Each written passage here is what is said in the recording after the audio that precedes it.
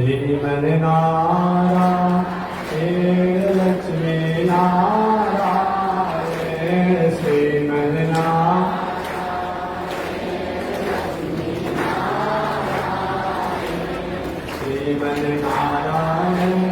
नारायण नारायण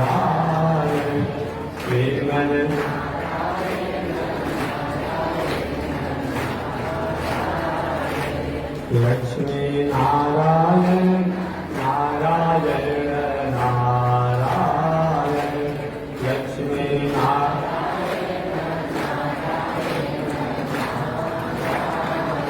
बोलिए श्री लक्ष्मी नारायण भगवान की अनंताचार्य कृपया वेदांत द्वय पारगम रामकृष्णाग्रसर्वक्त विश्वक्षेण मुनिं भजे कासायं यज्ञसूत्रं शुचिवपुषि तथा चोर्ध्वपुण्ड्रं च बाले यस्यास्ते दक्षहस्ते कलिकुमतिगिरीन्द्रेन्द्रवज्रं त्रिदण्डं संसाराग्नि प्रशान्त्यै वृतजलममलं दारुपात्रं पवित्रं श्रीविश्वक्सेन सूरे पदकमलयुगं श्रेयसे संश्रयामि लक्ष्मीनाथ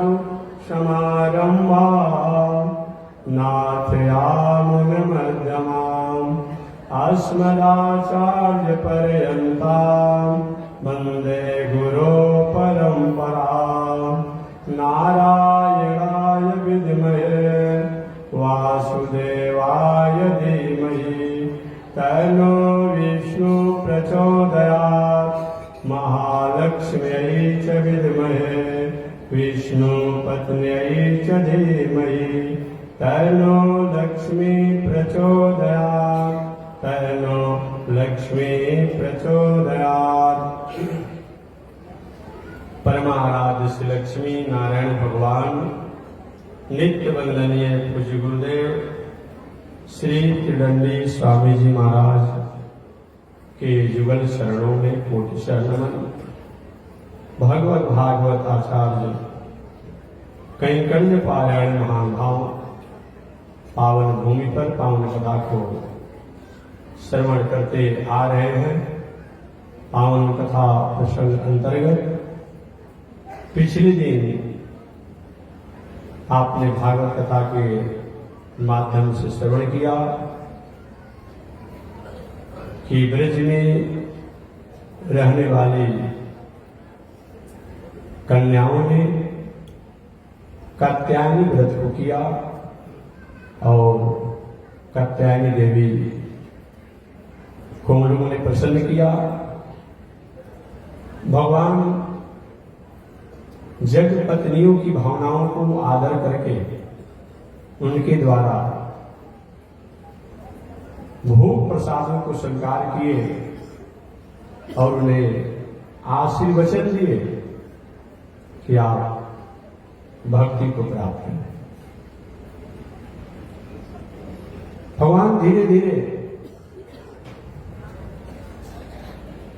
कुछ बड़े होने लगे। रोज कुछ न कुछ कहीं न कहीं कभी न कभी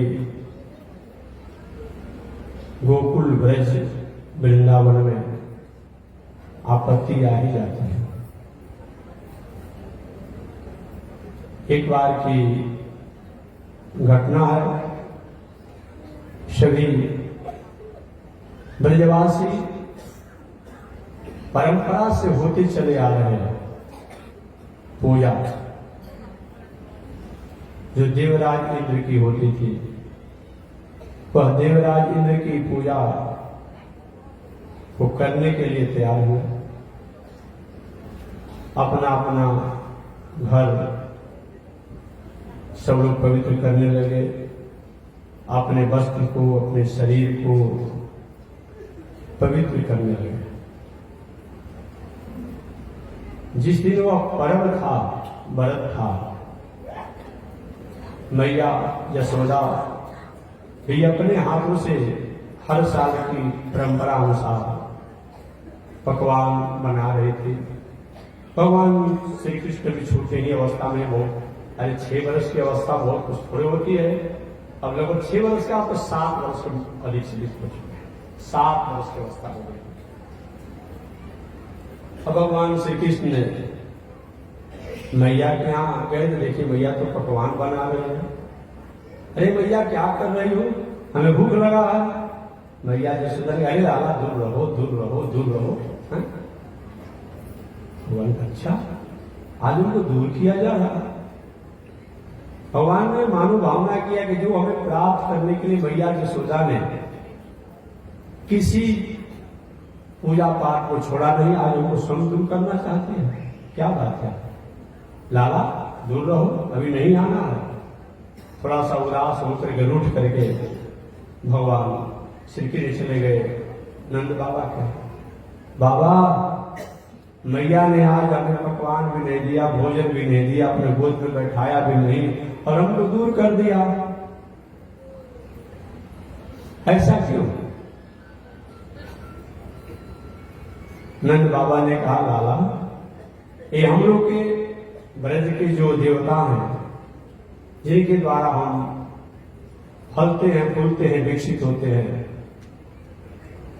वह ब्रज के उनके द्वारा मंगल कामना के कारण ही अन्न होता है, फल होता है, वृष्टि होती है। हम खुशहाली में ऐसे मत बैठे शासन देता हूँ बजे उधर जाकर के। हाँ, अच्छा नहीं लगता है, मैं उनको बैठिए तो सामने आप भगवान भागवत के सामने रखते हैं तो मतलब कहता है जय उधर बैठिए, जय मोसुद करिए, जय इसी तक यहाँ बैठ करके थोड़ा भी समझना चाहिए कि लाभ के सामने बैठे भागवत के उधर किनारे वो उधर वोट फैला भी नहीं तो कोई बात नहीं है। उधर फैला के हम रोगी हो गए, हमसे भाई बड़ी दिक्कत होती है उसमें। उधर बैठ फैला के बैठ पंखा के नीचे थोड़ा इसका भी वोट फैला दिया, जैसे उधर कहीं वोट फैला के बैठिए, वहीं बैठ फैला दी भाई। हम कुछ खाने में रोग हो जाता है, क्या कोई करेगा, एक व्यवस्था हो। तो मैं निवेदन करना चाह रहा था कि नंद बाबा ने कहा कि लाला, जिन इंद्र की पूजा करके हम खुशहाल रहते हैं, इंद्र पूजा करने से वृष्टि करते हैं, वृष्टि होने से फल होता है, फूल होता है, अन्न होता है, और हमारी गाय घासें चरती है, हम सब लोग आनंद से रहते हैं, वह इंद्र की पूजा है। और इसीलिए मैया उन्हीं इंद्र की पूजा करने के लिए पकवान बना रही है और बहुत पवित्रता से किया जाता है। आज भी मैं कहना चाहूंगा, एक पर्व केवल रह गया है हम लोग को सबसे सात्विक रूप में वर्तमान समय, बाकी तो सब पर्व महोत्सव में हमने थोड़ा सा उसमें खड़खड़ा कर दिया है। एक वो पर्व कौन है कि छठ का व्रत। छठ के व्रत में आज भी और पर्वों से व्रतों से सात्विक और शुद्धता अधिक है। आज कोई दिन भर में 3 आदमी मछली खाने वाला है, वो भी कम से कम छठ व्रत करेगा ना, एक दिन पहले से छोड़ देता है। देखेंगे प्रैक्टिकल अपने घर की बात है, 3 आदमी मछली मांस खाता होगा ना तो वो छोड़ेगा, नहीं छठ करना है। और कम से कम बहुत दिन तो नहीं, लेकिन एक दिन बालों तक बेचारा संयम में चाहता है रहने के लिए। तभी यही एक ऐसा पर्व है जो कि और पर्वों से इसमें शुद्धता है, और पर्वों से पर्व तो बहुत है, अनेक पर्व है। आप नहीं देख रहे हैं, सरस्वती पूजा का भसान हो रहा है, क्या करता है वो, बाजा बजा रहा है, पी करके नाच रहा है, भांग खा कर नाच रहा है, आमलेट खाकर नाच रहा है, क्या मतलब होता है? कैसे विद्या आएगी भाई?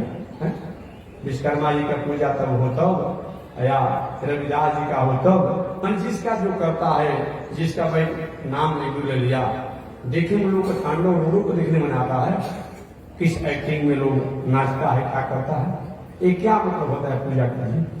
ऐसे पूजा से क्या होगा? नहीं नहीं, पूजा शब्द का अर्थ ही होता है कि हमारे जीवन में खान पान, रहन सहन, उठन बैठन, बोल चाल में कोई दोष आ गया है, अब उसको हम सुधारें। अब भसान करने के लिए विश्वकर्मा पूजा हो रहा है, सरस्वती जी का हो रहा है, दुर्गा जी का हो रहा है, और भी अलग अलग समय पर हो रहा है। गान कैसा बाज रहा है? जंत्रों द्वारा। ऐसा फूहर और गंदा गान गाया जा रहा है, मत पूछिए कि क्या कहा।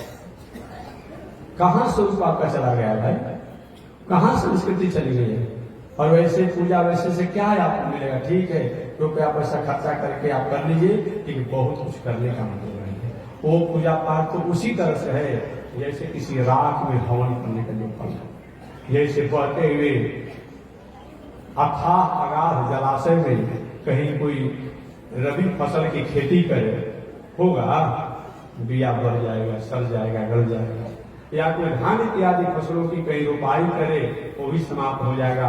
वही हाल है अगर हमारा खान पान रहन सहन में सुधार नहीं होता है करते हैं तो ठीक है, दुनिया में दिखने में तो पता चलेगा, लेकिन बहुत कुछ मिलता नहीं है। बुरी आदत सुधार लो बस हो गया भजन, अमन की तरंग मार लो बस हो गया भजन। ये जब तक नहीं रहेगा तब तक हमारा पर्व कितना भी करते हैं उस समय आत्मतुष्टि और आत्म शांति नहीं मिलती। कभी कभी कुछ लोग कहते हैं कि महाराज जी एक कम से कम अच्छे मार्ग पर चलने का प्रेरणा प्राप्त होता है कि खाने वाला पीने वाला व्यक्ति भी है कि कम से कम पूजा पाठ करता है तो एक न एक दिन सुधार करेगा। ठीक है, मैं आपकी बातों को मान लिया। अब लड़का बचपन में कहीं स्लेट को फोड़ दे या पेंसिल को फोड़ दे या खा जाए, कलम को तोड़ दे, कापी को फाड़ देता, अच्छा लगेगा। लेकिन वो अब एमए की पढ़ाई पढ़ते पढ़ते भी कापी को फाड़ेगा, आप कलम को तोड़ेगा, स्लेट फोड़ेगा, पेंसिल खाएगा, अच्छा लगेगा? नहीं लगेगा। आप जब जान गए कि गलती काम है और तभी वही काम कर रहे हैं तो क्या मतलब होता है? इसीलिए जब नहीं जानते थे, नहीं जानते थे, जब जान गए तो कम से कम उसको सुधार कीजिए। देखिए, जो गलत मार्गों से रहने वाला है वो तो रहता ही है, लेकिन अच्छा काम करने वाला व्यक्ति भी अगर गलत मार्गों का अनुयायी बनता है तो अच्छे काम का क्या मतलब होता है? गलत कर्म करने वाला तो गलत काम करता ही है, लेकिन अच्छे काम करने वाले जो अपने को धार्मिक मानते हैं और वो भी कई गलत कार्य में प्रवृत्त हो जाते हैं तो अच्छे काम अच्छे कर्म जो है वह उदास हो जाता है। नंद बाबा ने कहा, लाला इन देवराज इंद्र की पूजा होती है और इंद्र की जब पूजा होती है तो देवराज प्रसन्न होते हैं। आप प्रसन्न होने से दृष्टि करते हैं और दृष्टि करने से प्रकृति सृष्टि समस्त प्राणी और जीव जंतु प्रसन्न होते हैं, अन्न फल फूल होता है। अभी देखिए, अभी देवराज इंद्र भले ही हम लोग को जग कार्य में थोड़ी सी प्रतिकूलता आ जा रही है, जब कोई सफाई का रोज कहने के पानी बंद हो ही जा रहा है, तो इस प्रकृति के लिए बहुत अच्छा है। हाहाकार मचा हुआ था, जल का लेयर भाग गया था, क्या क्या हुआ था, लेकिन देखिए ठीक है, तो वृष्टि होनी ही चाहिए क्योंकि जल नहीं जीवन है। जल नहीं रहेगा तो जीवन कैसे रहेगा? जो भी प्राणी है सब जल ही पर है, तो जल का संरक्षण भी होना चाहिए, जल की स्वच्छ भी रखना चाहिए। ये हमारा मौलिक कर्तव्य होता है, जल का संरक्षण और जल की सुरक्षा और जल की स्वच्छता, ये हमारा मौलिक अधिकार बनता है, ये हमें करना चाहिए। नंद बाबा ने कहा, लाला किसी देवराज में प्रसन्न होते हैं। भगवान श्री कृष्ण ने कहा, बाबा हम दुकान पर गए, दुकानदार को मैंने पैसा रुपया दिया और दुकानदार ने हमको सामान दिया, अब इसमें दुकानदार को हम धन्यवाद कहे करेंगे? अरे हमने रुपया दिया उसको, उसने उसके बदला में हमको सामान दिया, तो धन्यवाद किस बात का? हम देवराज इंद्र की पूजा करते हैं और देवराज इंद्र इस पूजा से प्रसन्न होकर हमको वृष्टि कराते हैं, तो जब हमारे पूजा करने से ही उनकी प्रसन्नता होती है तब वृष्टि कराते हैं, तो उनका किस बात का खासियत है? अब तो नंद बाबा का दिमाग चकरा गया कि लाला दिखने में छोटा है लेकिन बुद्धि तो बहुत शक्ति है, ये बहुत अच्छी बात कहा।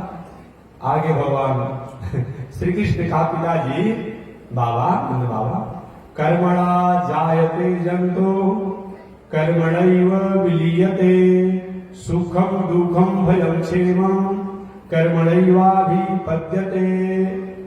हे बाबा, प्राणी अपने कर्मों के अनुसार ही पैदा होता है, कर्म के अनुसार ही मरता है, कर्म के अनुसार ही जीता है, कर्म के अनुसार सुख होता है, कर्म के अनुसार दुख होता है, कर्म के अनुसार मंगल को प्राप्त करता है। तो ऐसे जब होता ही है तो मनुष्य जब अपने कर्मों के अनुसार है तो इसमें फिर देवराज इंद्र किसी देवता से क्या मतलब? नंद बाबा ने कहा लाला तुम कहना क्या चाहते हो बताओ? अरे कहना क्या चाहते हो? भगवान श्री कृष्ण के बाबा हम यही कहना चाहते हैं कि जब पूजे करने से बात है तो जिनके संरक्षण में हम लोग रहते हैं तो उन्हीं की केवल पूजा किया जाए। सेवा दूसरा दे रहा है और दूसरी की हम स्तुति गा रहे हैं। अरे लाला तो क्या कहना चाहते हो? कि कहना चाहते हैं बाबा यही कि जिन गोवर्धन की तलहटी में, जिन गिरिराज की तलहटी में हमारी गाय चरती है, हम लोग रहते हैं, हमारा घर द्वार मकान आसपास बसा हुआ है, यहाँ फल फूल इत्यादि हम लोग इसी तरह प्राप्त करते हैं, तो गोवर्धनी नाथ का क्यों न पूजा कर दिया जाए? गोवर्धनी पूजा क्यों न कर दिया जाए? कमदेव राजेंद्र की पूजा करेंगे। एक लाला बात तो ठीक कहते हो, लेकिन अगर कहीं गोवर्धन की पूजा करें और देवराज कहीं नाराज हो जाएंगे तब क्या होगा? तब क्या होगा? भगवान श्री कृष्ण ने कहा कि मैं समझ लूंगा, मैं समझ लूंगा बाबा। अरे हर साल आप इंद्र की पूजा करते हैं, इस साल गोवर्धन की पूजा कर लीजिए। नंद बाबा ने गोपू से कहा कि सुन रहे हो? हाँ महाराज, ये भले ही छोटे हैं लेकिन बात बहुत इन्होंने गोपनीय कहा और तो ठीक है कर लिया जाए।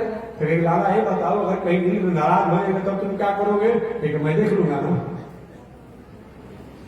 सोचे लोग कि भाई बचपन में 10 दिन की अवस्था में पुतना को मार दिया, कभी कुछ को मारा, हो सकता है कोई सब कि बाबा ये संत गोवर्धन नाथ गिरिराज ने हमसे कहा है कि हमारे द्वारा तुम लोग सुरक्षा को प्राप्त करते हो, हमारे द्वारा तुम लोग को कल्याण होता है, परमार्थ होता है, अब पूजा करोगे देवराज का।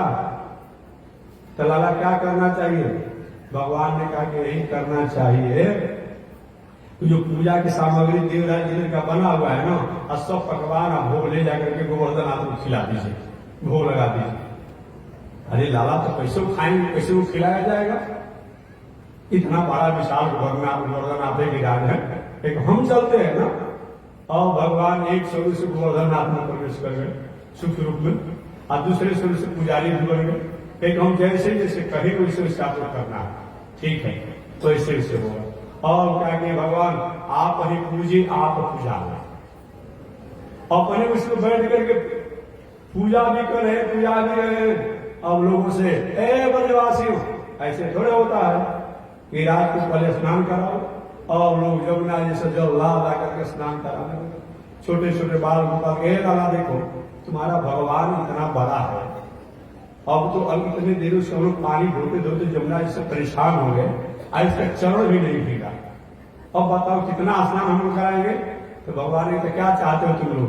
कहेंगे देखो कोई कृपा कर दो तुम। भगवान ठीक तुम अपना नेत्र बंद करो, हम यही पर गंगा प्रकट कर देते हैं। और भगवान ने सभी बाल गोपाल गोपों को कहा नेत्र बंद करो, और नेत्र बंद किए और वहीं जो है गोवर्धन नाथ गिरिराज के बगल में ये भगवान श्री कृष्ण ने अपने सत्य काम सत्य संकल्प से एक गंगा को प्रकट कर दिया।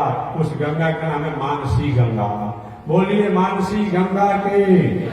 और नजदीकी में हो गया आज भी ब्रज के बगल में ये ब्रज कर रहे गोवर्धन के बगल में है, और वही से जल ला करके नहवाया गया। अब नहा लिए और भगवान अक्षत चढ़ाओ, फूल चढ़ाओ, अमुक चढ़ाओ, अमुक चढ़ाओ, सब पूजा की प्रणाली हो गई। भगवान पुजारी भी बने एक सब से उसमें है, ताकि अब उनको भोग खिलाओ। अब भोग खिलाया सब अपना बारी बारी से भोग बना के लाए थे तो सब सामने रखते हैं। आप वहीं खावे, आप खिला भी रहे, खा भी रहे, और खाते चले गए, खाते चले और लाओ और लाओ और लाओ। अरे लाला आज तो देवराज जी की पूजा करते करते हम लोग बहुत समय हो गया, अभी तो ऐसा तो खाने वाला होगा ही नहीं जो मांग मांग कर खाता होगा। तुम्हारा भगवान कितना है, मांग कर खा रहा। इसीलिए तो मैंने कहा कि जिसके द्वारा हम संरक्षण प्राप्त करते हो तुम कुछ करते ही नहीं हो। ठीक है लाला, अब एक दो छोटे छोटे बाल निकालते जाकर भगवान श्री कृष्ण के कान के लाला ही बताओ तुम्हारा भगवान कितना दिन का भूखा है? बताओ सारा पकवान खा जाए कुछ भी नहीं छोड़ेगा। भगवान ने देखो ऐसे नहीं कहा जाता भगवान के बारे में, ऐसे मत कहो, ऐसे नहीं कहना। ठीक है लाला मैं नहीं कहूंगा, मैं तुमसे कहूंगा। अब सब पकवान खाए आनंद से, और खाने के बाद अब सब जो कुछ थोड़ा बड़ा कुछ बचा और सब अपना अपना लेकर के गए। इधर अब नारद जी महाराज आए तो देखे कि यहाँ तो दूसरे ही कोई काम हो गया। नारद जी चले गए देवराज इंद्र के पास, कहे कि देवराज आपका पता गोल। क्या हो गया महाराज? अरे वो अभी 7 वर्ष का ग्वालिया कृष्ण, उसके कहने से पूरे ब्रजवासियों ने आपकी जो परंपरा से होती आ रही पूजा को बंद कर दिया। भोग बना था आपके लिए, भोग लगा दिया गया, उसको अपने गोवर्धन बनकर खा भी लिया, खिलाया भी। अब तो आपका हमेशा के काम बनोगे महाराज, तब क्या करने बिल्कुल करो पाए। अब नारद जी वहां देवराज से कह दिए। अब देवराज इंद्र ने अहंकार में आकर के और सबसे घोर, जैसे कभी हम सुन रहे हैं ना, क्या अनुभव आकाश फट गया, बादल फट गया, अब सुन रहे हैं ना, माने जोरों से और बहुत अधिक तीव्रता से अधिक मात्रा में बारिश होना। अब समझिए कि कैसे होता है कि बादल फट गया, अब घोर वृष्टि होने लगी। अब ऐसा प्रतीत हुआ कि मानो ब्रज ही डूब जाएगा, ब्रज ही डूब जाएगा, गोवर्धन ही डूब जाएगी, कहीं कोई बचेगा नहीं। लगातार 7 दिन के कृष्ण, 7 दिन के कृष्ण, 7 वर्ष के कृष्ण 7 दिनों तक 7 कोस में जो लंबा चौड़ा जो गोवर्धन है, गिरिराज है, उनको अपने कानी अंगुली पर उठाए रहे। देवराज इंद्र ने अपनी सारी ताकत लगा लिया। इधर भगवान एक स्वरूप से शेष ही होकर के जल पी रहे हैं, ऊपर से शोषण कर रहे हैं। सारा इंद्र का जो भी जल था सब समाप्त हो गया। अब भगवान ने जब कृपा किया उस समय, अब जब अतिवृष्टि होने लगा, बाल गोपाल बताओ, मैंने कहा था कि देवराज इंद्र नाराज हो जाएंगे, तुमने माना नहीं, रक्षा करो, कहते कोई बिगड़ा नहीं, चलो हम लोग इन गोवर्धन देव को उठा लें। और गोवर्धन को उठाया गया। अब उठाते समय भगवान श्री कृष्ण तो अपनी कहानी उंगली लगाई ही थे। बाल गोपाल से कहे भाई तुम भी अपना छड़ी लगाओ ना, डंडा लगाओ। सब लोगों ने लगाया। मानो हमको भगवान उपदेश देते हैं कि आप खेती व्यापार नौकरी अध्ययन अध्यापन सब करते हैं, घर में परिवार में कमाते हैं धमाते हैं, सब कुछ करते हैं, लेकिन कहीं नहीं भाई आप सब लोग के सहयोग से हो रहा है। भगवान सब उठाए हैं, कहे भाई आप लोगों ने सब गोवर्धन उठाया। अब गोवर्धन नाथ को उठा करके 7 दिन 7 रात 7 कोस के गोवर्धन को 7 वर्ष के भगवान श्री कृष्ण ने कानी अंगुली पर उठाया। इंद्र का अहंकार दूर हो गया, इंद्र का अहंकार दूर हो गया। इंद्र जो अहंकार था कि मैं ही जो चाहूंगा करूंगा, तो ऐसा तो दूसरा कोई कर नहीं सकता है, ये कौन होगा? अब ये भी देवराज यही समाधि देव है, यही आदि देव हैं, इन्हीं को जो मैंने स्तुति किया था। अब आकर के प्रार्थना किया कि हे गोविंद, हे कृष्ण, आप विश्वात्मा हैं, अच्युत हैं, संपूर्ण विश्व के स्वामी हैं, आपको मैं प्रणाम करता हूँ। और कृष्ण कृष्ण महायोगी विश्वात्मन विश्व संभव भवतालोकनाथेन सनाथा। हे महाराज आप मेरे ऊपर कृपा करें, आप मेरे ऊपर कृपा करें। भगवान तो पहले देवराज से बोले ही नहीं, इसीलिए कि बताओ ऐसा उपद्रव होना चाहिए जैसा किया गया। इंद्र बार बार स्तुति की कि हम आपके यही हैं, हमारे द्वारा गलती हो गई, लेकिन आप क्षमा करें। भगवान ने ठीक है जाओ माफ कर दिया, आगे ऐसा नहीं करना, ठीक है। इंद्र वहां से चले गए। अब पूरे ब्रज आनंद ही आनंद हो गया। गोवर्धननाथ पुनः अपने जगह पर स्थापित किया गया। और बाल गोपालों ने पूछा कृष्ण भगवान से कि लाला एक बात समझ में नहीं आती, इतने छोटे से तुम हो, इतनी छोटी तुम्हारी अंगुली है, अरे गोवर्धन पर्वत को तुम लोगों ने कैसे उठा दिया? भगवान के कभी हम भगवान हैं तो माने भी नहीं, कहीं भाई हमने थोड़े उठाया, आप सबों ने मिलकर उठाया। नहीं लाला ये बात तो ठीक है, ये बात तो ठीक है, लेकिन एक हम लोग की बस की बात नहीं है। तो भगवान ने कहा देखो भैया इसका कारण यही है, एक तो माखन मिश्री हमने खाया है, उसका भी बल है। और जब मैं गोवर्धन उठाया था तो तुम सब लोगों ने हमारे कानी उंगली पर सब लोग देखा, सब लोगों ने, तो तुम लोग जितने लोग शक्ति थी ना दिखने से हमारे में आ गए। अब बालो अरे लाला, पहले माखन चोरी करता तब शक्ति का चोरी कर रहा है। यही तो कहे कि हमारा शक्ति कहाँ चला गया। ये हमारे सामने का जन्मा हुआ, ये हमारे साथ खाया है, खेला है, कूदा है, रहा है, आई कहता है हम गोवर्धन को उठा लिए। यही तो कहे कि हमारा शक्ति कहाँ चला गया। भगवान सोचे कि बालकों को जैसे भी समझाएं कि प्रेम न है, वो बालक समझने पर तैयार नहीं है। इस प्रकार भगवान ने बालकों को प्रसन्न किया। अब देवराज ने का मान मर्दन हुआ और उसी समय से गोवर्धन पूजा चालू हो गया, अन्नकूट भोग लगने लगा। आज भी हमारे संत महात्मा लोग, वैष्णव लोग अन्नकूट मनाते हैं। अन्नकूट माने समझते हैं क्या होता है? आप लोग कूट माने कूट देना समझते होंगे नहीं। अन्नकूट, कूट माने पहाड़, जैसे चित्रकूट क्या है? चित्रकूट। तो चित्र माने चित्र विचित्र, और कूट माने शिखर चोटी। जहां पर चित्र विचित्र के शिखर हो, चोटी हो, पहाड़ हो, उसका नाम क्या है? चित्रकूट है। तो यहाँ जो अन्नकूट है मन अन्न का पहाड़, अन्न का ढेर है। इसीलिए मैंने संत महात्मा लोग वृंदावन अयोध्या हर जगह जाइए, हर वैष्णव संतों के मंदिरों में ये जो गोवर्धन पूजा के बाद जो अन्नकूट जो होता है ना, क्या होता है? अनेक प्रकार के 56 प्रकार तो कहा जाता है, लेकिन 156 प्रकार हो जाता है। कहीं कहीं तो 256 प्रकार का भोग हो जाता है। मत पूछिए कितना पकवान बनता है, और संत महात्मा बड़ी आनंद से ये भोग लगाते हैं भगवान। अब उसी समय से एक गोवर्धन पूजा और अन्नकूट की परंपरा प्रचलन हो गई। ऐसे बोलिए गोवर्धन धर्म भगवान की। भगवान इस तरह से देवराज इंद्र का मान को वर्धन किया, ब्रह्मा जी के मान को वर्धन किया, दैत्यों राक्षसों के मान को वर्धन किया। अब भगवान रासलीला करना चाहते हैं। 7 वर्ष के लगभग अवस्था भगवान, 7 वर्ष। रासलीला का मतलब क्या होता है? रास शब्द जो है ये ब्रह्म शब्द का सूचक है, ये परमात्मा का सूचक है, भगवान का सूचक है, आनंद का सूचक है, ईश्वर का सूचक है, नारायण का सूचक है। और लीला माने लीला, नाटक। ब्रह्म की लीला, परमात्मा की लीला, भगवान की लीला को रासलीला कहते हैं। देखिए भैया, अच्छा कोई होगा तो बता, ठीक है चलिए समझा दें, कोई बात नहीं। हाँ प्रेम से चलिए, कोई बात नहीं। हाँ बाबू आप लोग कोई डिस्टर्ब मत कीजिए, कोई आवश्यकता तो धीरे से आप पीछे चले जाइए। हाँ क्या करोगे, चलिए लेकर के कोई छोटी बड़ी कुछ आनंद में बात होने क्या उसका पता है, प्रसाद सब दिन बालक लोग चले जाते कोई बात नहीं। ब्रह्म लीला एक क्या है? ब्रह्म की रासलीला का मतलब रसो वही आनंद।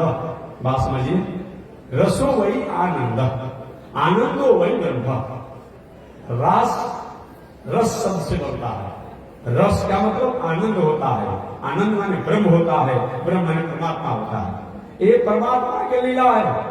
जैसे कोई व्यक्ति अपनी छाया से खेले, उसी प्रकार ब्रह्म परमात्मा ये संसार के प्राणी जो हैं, चाहे वह कोई हो, देखने में तो पता चलता है कोई स्त्री है, कोई पुरुष है, कोई बालक है, कोई बालिका है, कोई वृद्ध है, कोई युवती है इत्यादि है, लेकिन सबको अपने आप में परमात्मा की छाया ही है। वेदांत दर्शन करता है द्वास कड़ा सहज सखाया, ये जीवात्मा और परमात्मा ये दोनों मित्र हैं। तो जीव के साथ परमात्मा का लीला होना, आनंद होना, नाटक होना, खेल होना, प्रेम होना, इसी का नाम है रासलीला। आज की भाषा में जिसको कुछ नहीं आता है वो भी कहता है कि जब कृष्ण भगवान लीला रासलीला कर सकते तो हम कहीं नहीं करेंगे, ये काम करेंगे, यही काम करेंगे। कृष्ण भगवान यही कथा को याद है, 10 दिन की अवस्था में भगवान श्री कृष्ण पूतना मौसी को मारा, काल पूतना जो लगा के जो पी गए। आप भी अगर कृष्ण भगवान बनना चाहते हैं तो जो ये मुसवा का दवाई जो है खा के देख लीजिए, तब ना होंगे कृष्ण होंगे। खाली वही कृष्ण का खाली करेंगे, कृष्ण रास लाए तो हम कहीं नहीं करेंगे। खा के देख लीजिए ना, सब बासी गोली खा गए, समझ में आ जाएगा। वो काल कूद खा गए, साधारण भगवान ने किया।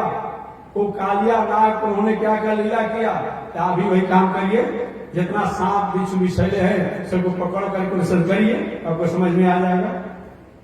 इसीलिए जो ब्रह्म जो है वो उनके द्वारा किए गए कार्यों पर हम कहते हैं कि ये काम किया नहीं, ये हमारा और आपका कर्तव्य नहीं होता।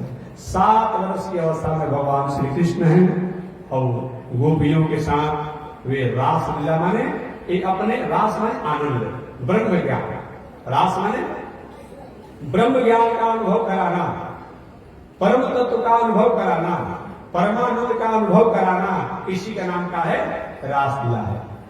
हम धनी हैं, हम बलवान हैं, हम विद्वान हैं, इसको अनुभव कराना, जताना, बताना, समझाना, दिखाना, इसका नाम का है यही रासलीला है। जो गुण जिसमें हो उस गुण को प्रदर्शन करना, प्रत्यक्षीकरण करना, प्रकटीकरण करना, प्रकाशीकरण करना, उसका नाम का है रासलीला है। तो ब्रह्म अपने स्वरूप का प्रदर्शन किए कि जो भी गोप है, गोपिया है, बाल है, गोपाल है, ऋषि है, मुनि है, सब कोई न कोई तपस्या साधना करके ही आया है। एक दिन मैंने श्लोक बताया था कि गावो गोप्य ऋच जस्य व्यस्तिका कमलासन, ये जितने गाय, गोपाल, गोपियां सब कोई न कोई देव स्वरूपा है, कोई वेद श्रुति स्वरूपा है, कोई पुराण स्वरूपा है। सारा शास्त्र ही वेद, उपनिषद, इतिहास, पुराण, देवी देवता, संत महात्मा अपने साधना के फल स्वरूप भगवान से प्रार्थना के प्रभु हम आपके साथ आस्वादन करना चाहते हैं, आपके साथ कुछ समय तक रहना चाहते हैं। भगवान का सबका अरमान कृष्णा अवतार में पूरा होगा। आप लोग अलग अलग गोप, गोपी, गोपाल, बछड़ा, गाय से बढ़ करके ब्रज गोकुल वृंदावन में प्रकट होंगे। वही सब लोग थे, वही सब लोग थे। भगवान श्री कृष्ण ने शरद पूर्णिमा के रात है, जिस दिन उनका जग का ये समापन होगा, शरद पूर्णिमा को, जिसको आप लोग कुवार पूर्णिमा कहते हैं। कुवार पूर्णिमा को शरद पूर्णिमा कहा जाता है, याद रखिएगा। अभी आपने सुना, कथा सुना होगा कि पूरे एक वर्ष में सबसे अगर पुष्ट हुई चंद्रमा की चांदनी होती है तो कुवार आश्विन पूर्णिमा की रात्रि चंद्रमा की चांदनी। इसीलिए बहुत से संत महात्मा लोग गाय का दूध का खीर बना करके सीट में रखते हैं, कुछ खाने से अमृत के पान करने के जैसा हमारे शरीर में शक्ति प्राप्त होती है। और सबसे निर्मल एक रात्रि होता है शरद पूर्णिमा की रात्रि, माने कुवार पूर्णिमा की रात्रि। भगवान ने बंसी बजाई, शरद पूर्णिमा की रात्रि को भगवान ने बंसी बजाई। आप बंसी बजाते ही मत पूछिए, जो जिस अवस्था में थी वे सब जीवन बदल गए। कोई गोपियां अपने पति को भोजन परोस रही थी, भोजन परोसना छोड़ करके चल गए। कोई गोपियां अपने बालक को दूध पिला रही थी, बालक को दूध पिलाना छोड़ करके चली गई। कोई गोपियां श्रृंगार कर रही थी, आधा श्रृंगार किया उल्टा पलटा हो गया। आंख में का श्रृंगार जो है वो ललाट पर लगा लिया, और ललाट का श्रृंगार जो है कहीं ओठ पर लगा लिया, सारा अस्त व्यस्त हो गया। कोई गोपियां अपने पति को भोजन जिमा रही थी, उतने को छोड़कर भाग गई। कोई गोपियां जो है रोटी बेल रही थी, पूरी बेल रही थी, अब बेलना को लेकर पहुंच गया, पता ही नहीं चला कि कहां जा रहे, कैसे जाना चाहिए। इसी का नाम है ब्रह्मानंद। ब्रह्मानंद में ये अपना स्वरूप, इस शरीर के स्वरूप का बहुत भान नहीं रह जाता, बहुत भान नहीं रह जाता। ये ब्रह्मानंद है, सब अस्त व्यस्त अवस्था में है। मत पूछिए, दे गे पति पुत्र सब छोड़ करके बंसी की आवाज सुना, और बंसी की आवाज सुनते ही सब दौड़ पड़ी। ये तो कन्हैया की बंसी की आवाज है, अब हमें चलना चाहिए, मानो कन्हैया हमें बुला रहे हैं। सभी गोपियां चल गए, भगवान के पास गई। भगवान ने कहा, देवियों आपका स्वागत है। स्वागतम ओ महाभागा प्रियम किंकरवाणि वा। हे गोपियों, आपका स्वागत है, आपके आने पर आपका स्वागत है। आप धन्यवाद के पात्र हैं। आपको कौन सा ऐसा मैं प्रिय काम करूं, और ये भी बताएं कि इस रात्रि में आने का कारण क्या है। जब स्वागत किए तब तो गोपियां प्रसन्न हो गई। अगर कि आपका कौन सा प्रिय काम तो तभी प्रसन्न हुई। तीसरा शब्द कहे कि आने का कारण क्या है। गोपियों के बाहर लाला बंसी बजाया, बंसी बजा करके बुलाया, आने के बाद स्वागत भी किया, और स्वागत करने के बाद कहते हैं कि आने का कारण क्या है। भगवान ने कहा, ये देवियों सुनो, क्या तुम्हारे पति से तुमको कुछ खटपट हो गया है, झगड़ा हो गया है, सास ससुर से झगड़ा हो गया है, पति से झगड़ा हो गया है, देवर से बेटा से झगड़ा हो गया है, क्या पति सुंदर नहीं है, क्यों तुम यहां पर आ गया। भगवान ने कहा, सुनो, चाहे पति कैसा भी हो, लेकिन पति देवता होता है। पति से बैर नहीं करना, पति से बैर नहीं करना है। पति की सेवा से सब कुछ होती है। और भगवान ने एक दो पतिव्रता नारियों की कथा सुना दिया, और पतिव्रता नारियों की कथा सुनाते हुए भगवान ने कहा, देवियों सुनो, पतिव्रता नारी का क्या महत्व होता है। एक पतिव्रता नारी थी, अपने पति की सेवा में रहती थी, मर्यादा में रहती थी। अब उसका पति एक दिन पतिव्रता नारी के श्रम करके आए हुए, काम करके आए, और सैया पर बैठे थे। अचानक श्रम के कारण थके थे। अब उसके जंघे पर गोद में सो गए, सिर तक पैर फैला करके सो गए।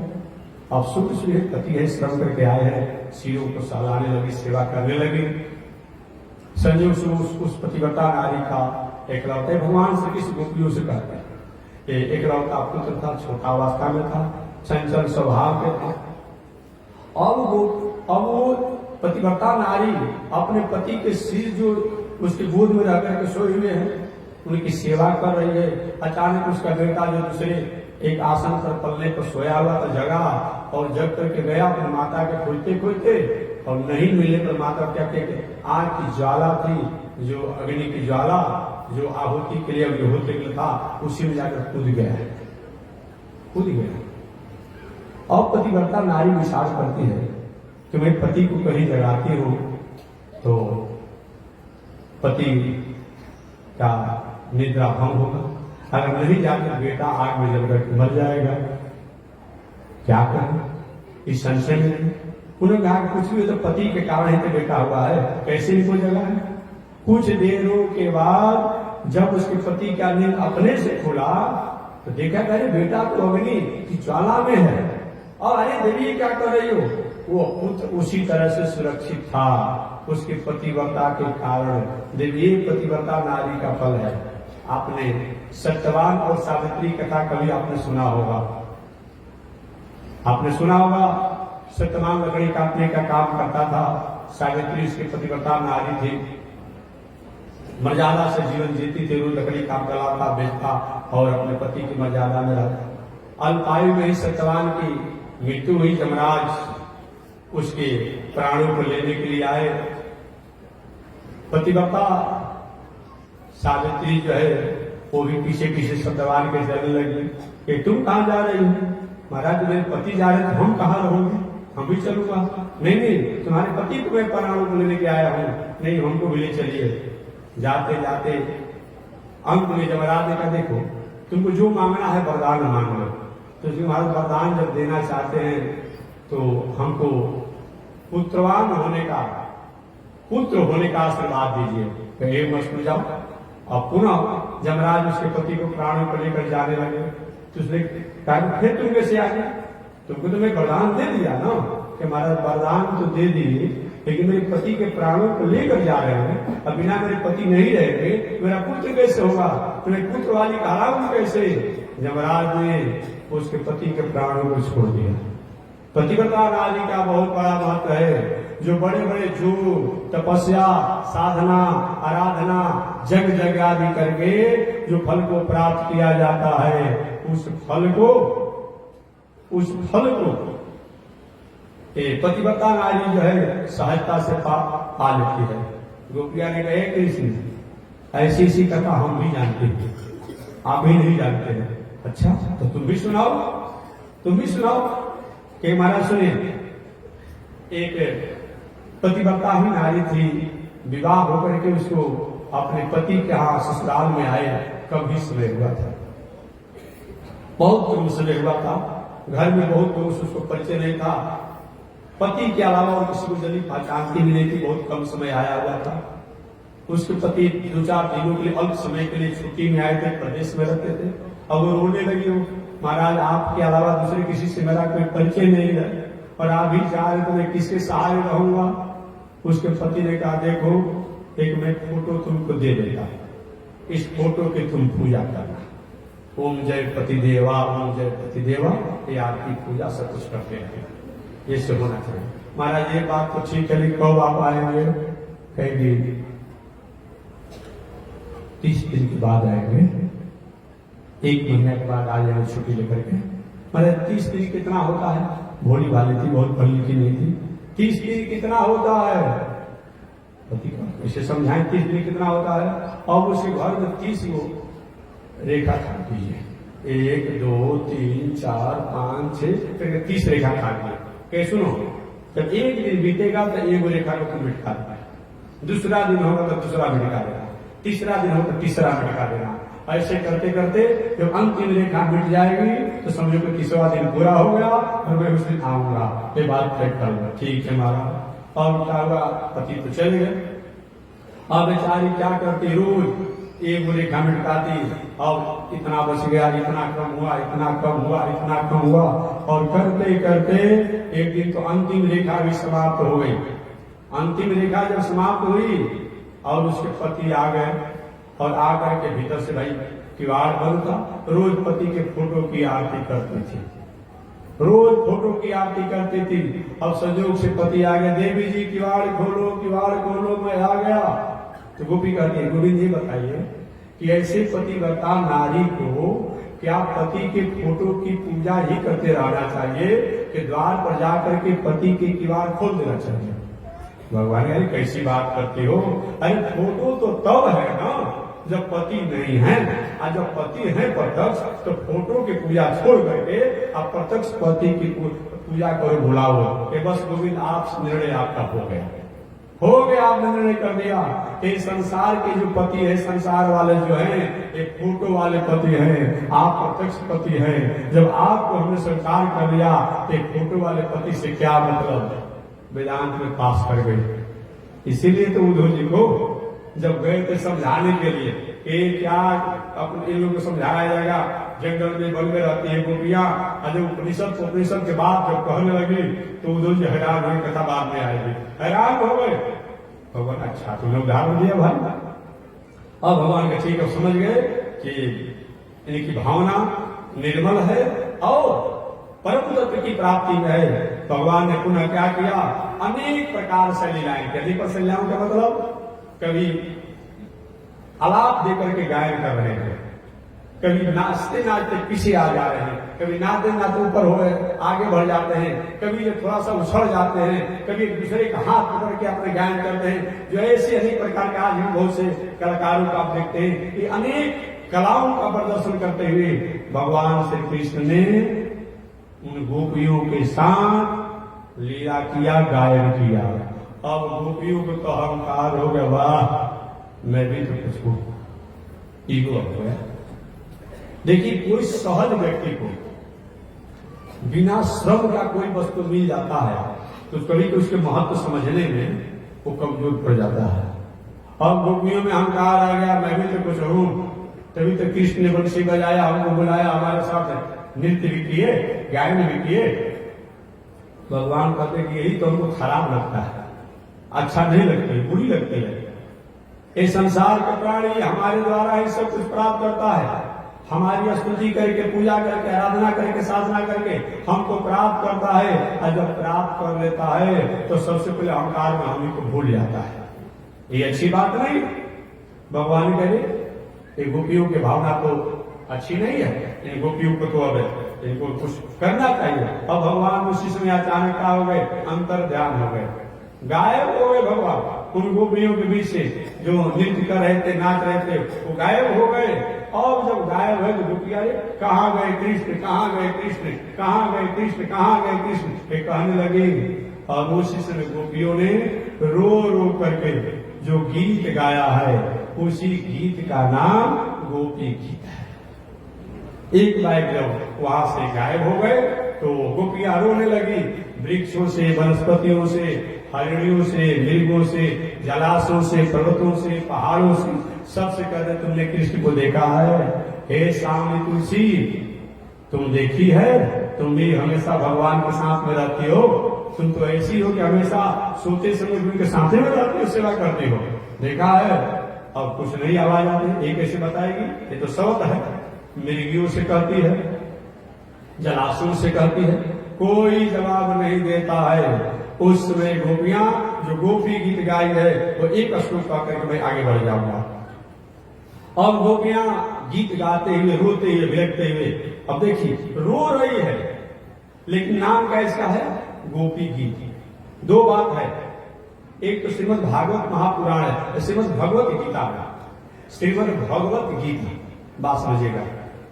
आज संग्राम में युद्ध में कोई गीत गाता है? युद्ध में कोई गीत गाता है?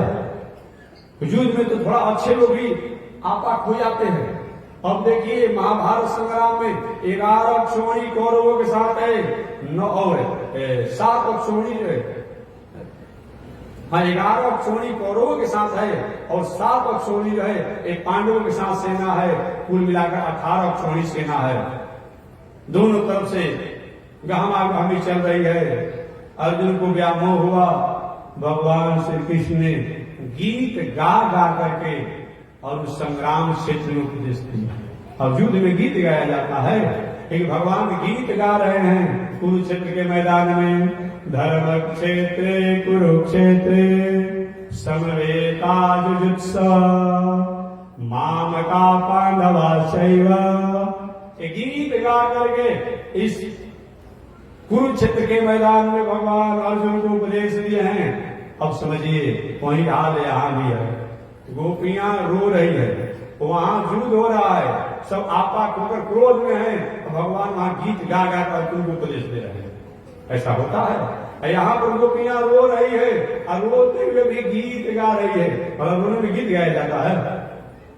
आज देखे है गोपियां ऐसा रो रही है, रोते समय भी गीते गा रही है, और गीत गाते हुए कहती है, जयति तेधिकम् जन्मना व्रजा श्रयत इंदिरा सस्वदत्र दैत दृश्यता दीक्षुतावका। फिर बोलने पर लेट हो जाएगा, मैं संक्षिप्त व्याख्या करूं। जयति तेधिकम् जन्मना व्रजा, जयति तेधिकम् जन्मना व्रज। हे गोविंद, ये ब्रज तो अपने से पवित्र था, इसकी गरिमा थी ही, लेकिन जयति तेधिकम्, आपके जन्म लेने से, आपके आ जाने से इस ब्रज की महिमा और बढ़ गई, इसकी पवित्रता और बढ़ गई, गरिमा और बढ़ गई। श्रेत इंदिरा सस्वदत्त ही, जो लक्ष्मी बैकुंठ में रहती है, वो लक्ष्मी जी जब ब्रज में आकर के अपना डेरा डाल दी है, ये लक्ष्मी को, जो लक्ष्मी चंचला हैं, जिनको पकड़ना रखना कठिन है, वो लक्ष्मी अचल होकर के बाद अपने गोड़ों में पैकर लगा करके इस ब्रज में आई हुई है। महाराज ऐसे आप हैं, हम वन वन में भटक रही हूं और आप ध्यान नहीं देते हैं, आप कृपा नहीं करते हैं, थोड़ा भी आपको दया नहीं आती है। आगे कहती है, तव कथामृतमो तप्त जीवनमो कविभिरीडितमो कल्मषापहमो श्रवण मंगलमो मदात तम। हे गोविंद, तब कथामृतम, आप जिस तरह से परेशान कर रहे हैं ऐसा परेशान कोई करता नहीं है। ऐसा कोई परेशान करे उसे वर्षों वर्षों और कोसों और हमेशा के लोग दूर हो जाएंगे, लेकिन ये भी मैं नहीं कर पा रही हूँ कि तव कथामृतम तप्त जीवनम। आपकी एक ऐसी कथा है और ऐसा कथा है कि प्रभु आपके कथा में अमृत के समान है। जो एक बार आपकी कथा रूपी अमृत को सुन लेता है वह तप्त जीवनम, उसका जीवन जो है हमेशा हमेशा के लिए दुनिया से शांत हो जाता है और आप में जाकर के वह आनंद में लय हो जाता है। और मैं नहीं कहती हूँ, कभी भी नीडितम, एक कवि लोग बार बार आपकी बातों को प्रशंसा करते रहते हैं। आपकी कथा के सुनने से मंगल होता है और सही प्रकार के मंगल होती है। आप मुझे दर्शन दें। इस प्रकार गोपियों ने अनेक श्लोकों द्वारा गोपी गीत का गायन किया। भगवान सोचे कब थोड़ा सा इन लोगों में प्रेम आ गया, अब उसी में भगवान क्या किए, प्रकट हो गए। अब प्रकट हो गए तो क्या हुआ, चारों तरफ से गोपियों ने घेर लिया। बस बस अब इनको जाने नहीं देंगे, अब जाने नहीं देंगे। उसमें गोपियों भगवान ने अपने बीच में बैठ गए, चारों तरफ से गोपियां बैठ गई और गोपियों ने कहा कि हे गोपी, मैं आपसे कुछ प्रश्न करना चाहती हूँ। इस संसार में 3 प्रकार के लोग होते हैं। कौन कौन होते हैं, भगवान ने पूछा, कौन कौन होते हैं? गोपियां कहती संसार में 3 प्रकार के लोग होते हैं। प्रथम तो वे लोग होते हैं जो प्रेम करने वाले से प्रेम करते हैं। क्या चीज? ये दुनिया में प्रथम लोग वो होते हैं जो प्रेम करने वाले से प्रेम करते हैं। जैसे मित्र, हम आपके द्वार पर गए, हमको आपने चाय पिलाया, तो अगर कहीं आप भी हमारे द्वार पर आया तो हम भी कहीं को चाय पिलाएंगे, बिस्कुट नहीं खिलाएंगे, कहेंगे हमने खाली चाय पिलाया था। ये मित्रता है, ये मित्रता है। आपने कोई आयोजन हुआ तो कहा कि बस एक आदमी का निमंत्रण है कि वो जब हमको सब हरी नेता नहीं दिए थे तो हम कहें के देंगे, तो हम भी एक ही आदमी नेता देंगे। ये मैत्री है। कहीं गोविंद, एक वो व्यक्ति होते हैं जो प्रेम करने वाले से प्रेम करते हैं। दूसरा व्यक्ति वो होता है जो प्रेम न करने वाले से प्रेम करता है। जैसे कि वो प्रेम नहीं करता है लेकिन हम उसे प्रेम करते हैं। एक और है गुरुजन, गुरुदेव लोग, माता पिता। एक बालक क्या होता है, माता पिता के प्रति कैसी उसकी भावना होती है, फिर माता पिता का स्नेह अपने पुत्रों में बना रहता है। एक ही दूसरे होते हैं प्रेमीजन। और तीसरा प्रेमीजन वो होते हैं जो प्रेम करने वाले और प्रेम नहीं करने वाले, इन दोनों से प्रेम नहीं करते हैं। चाहे वह प्रेम करने वाला हो या नहीं प्रेम करने वाला हो, उन दोनों से प्रेम नहीं करेंगे। हमसे आप प्रेम करते हैं तब भी, जो नहीं करता है तो भी, दोनों से कोई हमको प्रेम नहीं। ये क्या है, एक आत्मज्ञानी संत महात्मा होते हैं। गोविंद जी बताइए, तीनों में से कौन आप है? ये तीनों में से कौन आप है? और कौन है? अब तुम ही बताओ कौन हम हैं? तो गोपिया ने कहा गोविंद, तीनों में से आप एक चौथा एक आदमी है। अच्छा, वो कौन है बता दो तुम लोग। कि महाराज ये हैं, एक तो जो आपसे प्रेम करता है उसे प्रेम नहीं करते हैं, बल्कि उस प्रेम करने वाले से आप वैर करते हैं। यही आपको चौथा नंबर में है। भगवान कैसे तुमने कहा, गोपी ने हमसे आपसे प्रेम किया और प्रेम के बदला में तो खाक में गया, अब वैर करके और हम लोग को तड़पा रहे हैं, कर रहे हैं। भगवान ने नहीं नहीं देवियां, कभी कभी मैं किसी की भावना को उसके परिपुष्ट करने के लिए, कभी आप लोगों ने मिलिट्री का ट्रेनिंग सुना होगा, जाना होगा, कुछ लोग तो रुपये भी किए होंगे। जब प्रथम अवस्था में लोग जाते हैं तो वहां नायक जो होता है क्या करता है, इतना कड़ा ट्रेनिंग लेता है ना कि कोई जुतिये से मारेगा, अपने आप में चौक दौड़ाएगा, अमुक करेगा, और वही जब ट्रेनिंग हो जाते हैं बड़ा आदमी बनता है। तो कभी कभी ऐसा होता है, लोगों के प्रेमों को पुष्टि करने के लिए, भगवत आनंद की पुष्टि करने के लिए ऐसा काम किया जाता है। जैसे कि कोई अन्न हो, चना हो, गेहूं हो, अमुक चीज हो, अगर उसको कहीं भूमि में डाल दिया जाए तो क्या होगा, उगेगा, समय से उगेगा।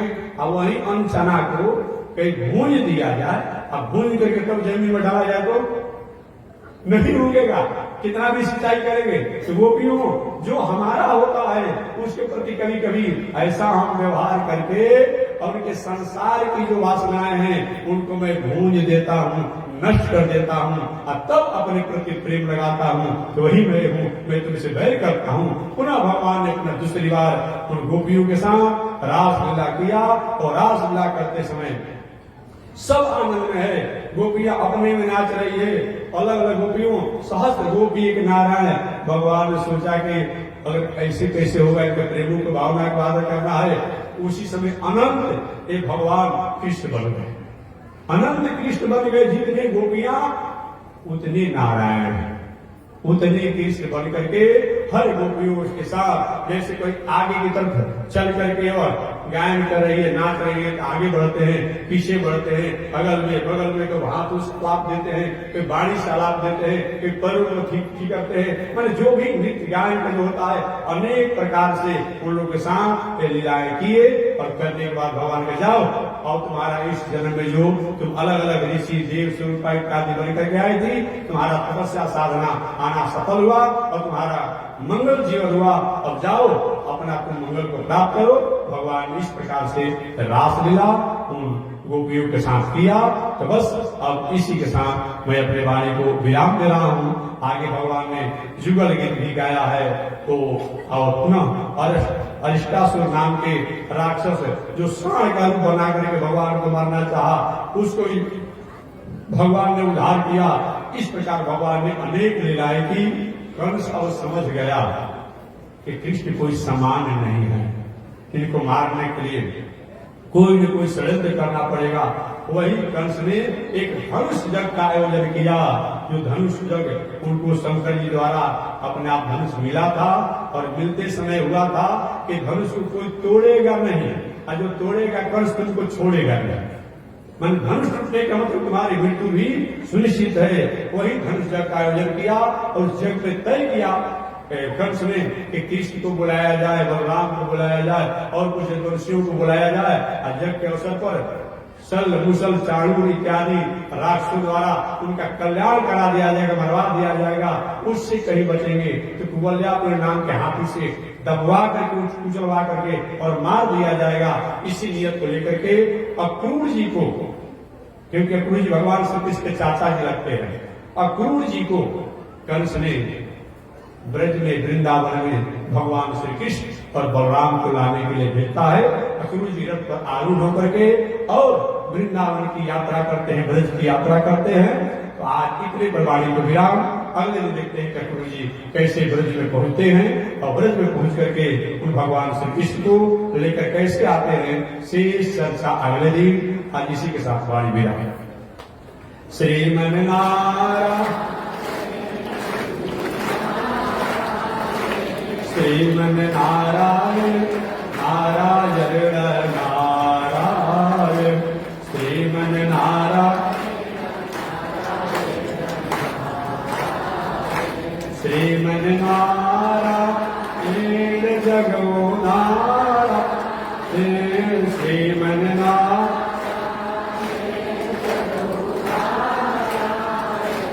लक्ष्मी नारायण नारायण नारायण लक्ष्मी नारायण नारायण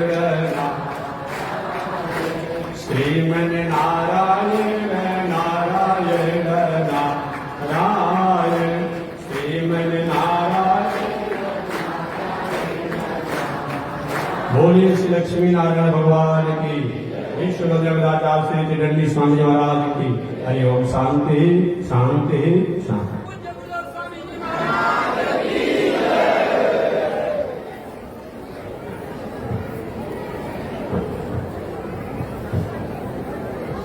ओम चंद्रमा मनसो जात चक्षु सूर्यो अजायत श्रोत्राद्वायुषु प्राण सुमुखादग्निरजायत श्रीशते लक्ष्मी सवर्या बहुराते हास्ये नक्षत्राणि रूपमस्मिनो व्यातम् कृष्णनिगाढ मोमयि गाढ सर्वलोकं मयि गाढ कासायं यज्ञसूत्रं सुजीवकुशितधा श्रोत्रपुण्डं च वाले यस्यास्ते दक्षहस्ते कलिकुमति गिरीन्द्रेन्द्रवज्रं त्रिदण्डं संसाराग्नि प्रशान्ते कृतजलममलं दारुपात्रं पवित्रं श्रीविश्वक्सेन सूर्य पदकमलयुगं श्रेयसे संश्रयामि अमर्यादशूद्र चलमतिरसोय्याव्रसवो कृतघ्नो दुरमाणि स्मर परवशो वञ्चन पर विशंसापापेश कथमामिदो गजवते तपाराजोत्रेण तव परिचलेयं धरणयो लक्ष्मीनारायण भगवान की विश्वदेवदाचार्य श्री किरण्डी स्वामी महाराज की हरि ओम शांति शांति शांति।